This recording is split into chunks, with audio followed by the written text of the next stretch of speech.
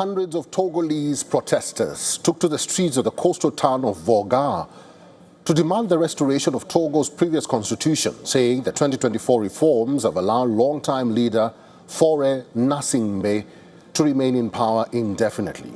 The 2024 changes replaced Togo's presidential system with a parliamentary model in which executive power is vested in the President or the Council of Ministers, a position that can be renewed indefinitely by Parliament.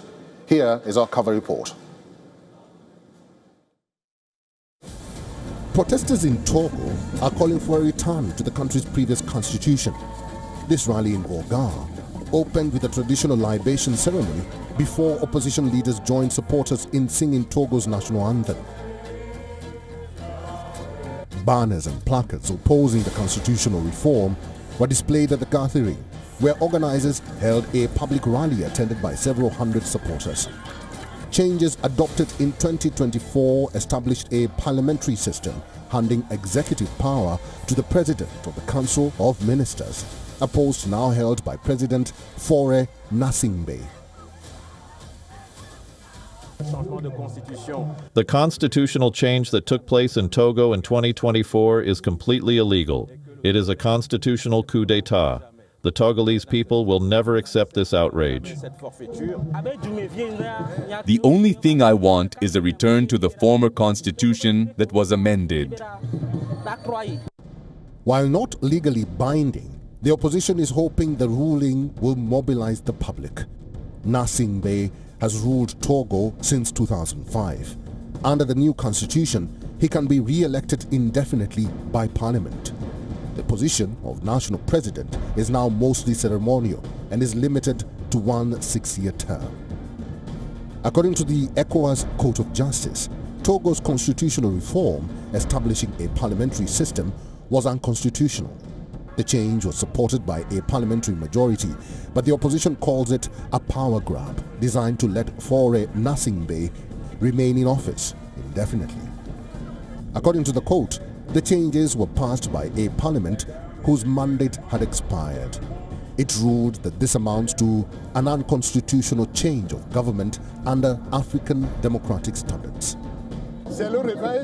It's the awakening of our fellow citizens, because when you're in a dictatorship, it's only through the awakening of the population that things change. Political parties and rights organizations that brought the case before the court welcomed the decision. This uproar comes a month after a new coalition of major Togolese opposition parties and civil society groups held their first meeting to relaunch protests against constitutional changes they say allow Gnassingbé to consolidate power. Public opposition meetings have been rare in Togo in recent years, the last one taking place more than a year ago. 4 opposition parties and civil society groups have formed a coalition called the National Consultation Framework for Change in Togo, CNCC. This is yet another feature of the system that's been ruling us for so many years. You know, Togo is a dictatorship. Human rights are, sadly, something the regime constantly tramples on in order to stay in power. The justice system is a tool of repression. Individual and collective freedoms are trampled underfoot.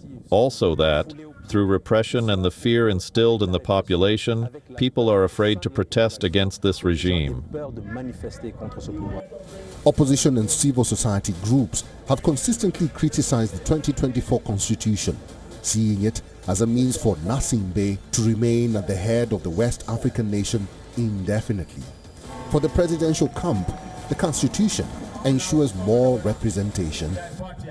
Africa Bureau, WION, World is One.